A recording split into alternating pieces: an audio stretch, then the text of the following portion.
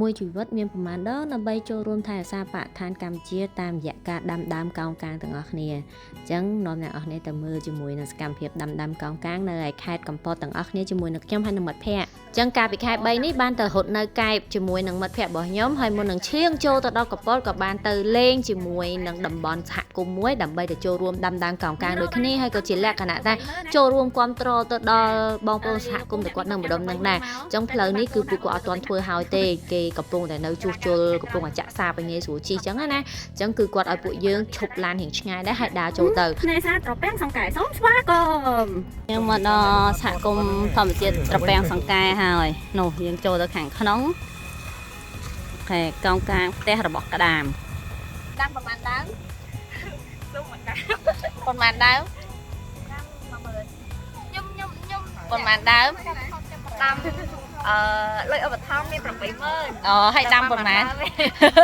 ឧបត្ថម្ភ 80000ខ្ញុំដាំ 10000 ដាំប្រហែលដើម2ដើមវ៉ាវអូខេ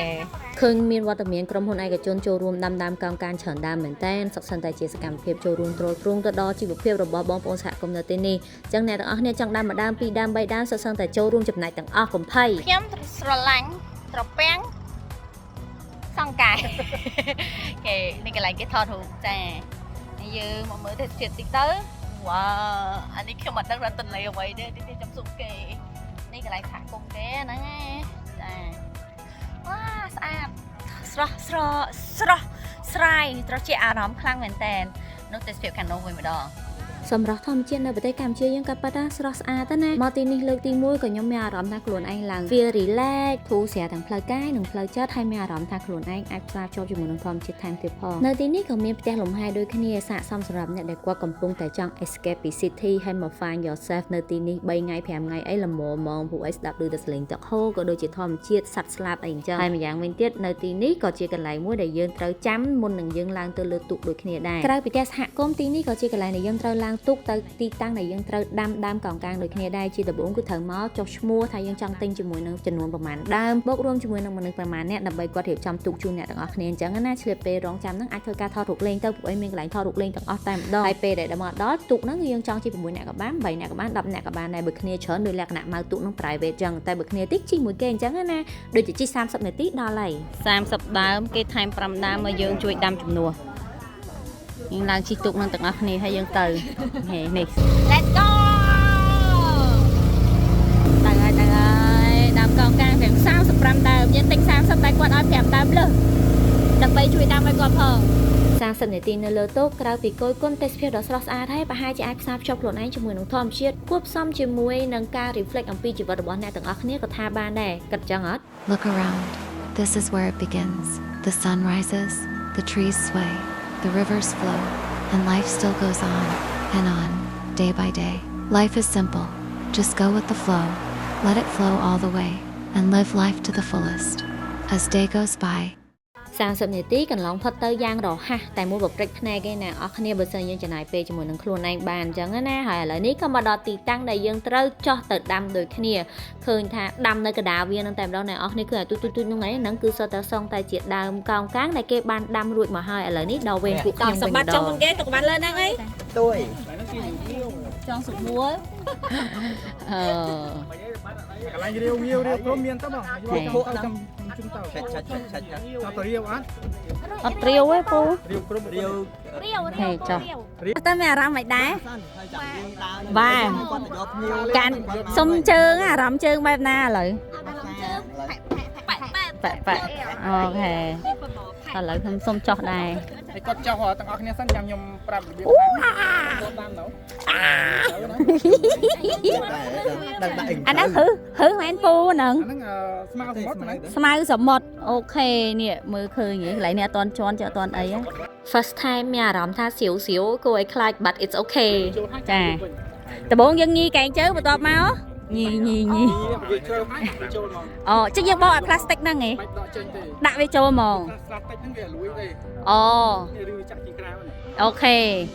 ចឹងយើងត្រូវរាប់ញីកែងជើងយ៉ាពេលម៉ែណាលួយដល់ពីធំទៅទៅវាលួយ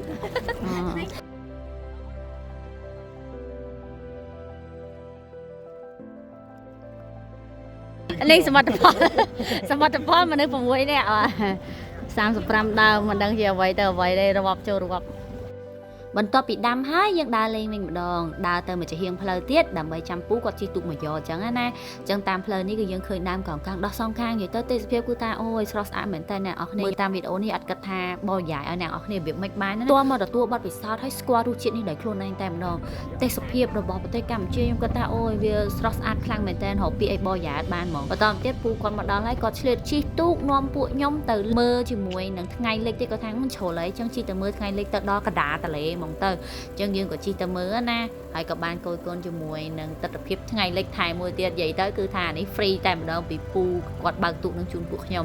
រួចហើយពូក៏គាត់បញ្ចេញសមត្ថភាពពិសេសក្នុងការរាវគ្រុំលាវលៀសឲ្យពួកខ្ញុំមើលដែរអាយ៉ាគេមានតិចនិចចាទៀតហើយក៏តែម្ដងចាលៀសអានេះលៀសសពូហ្នឹងបាទមានសមានអូ1គីឡូ30000ណា1គីឡូ30000ឡើងវិញនិយាយទៅស្ទាយរាវលៀសហើយនឹងស្ទាយដាំកោងកាងគឺត្រូវញីកែងជើងយ៉ា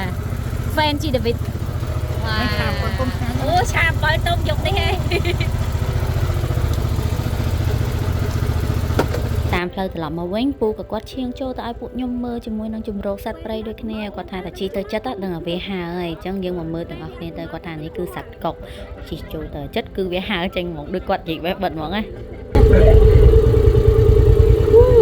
កុកសត្វព្រៃនេះសត្វបាក់សីរបស់កម្ពុជាអាកុកហ្នឹងគេវាវែងវែងឯងពុំខវាអត់វែងចឹងអូនមិនអត់វែងចឹងអូន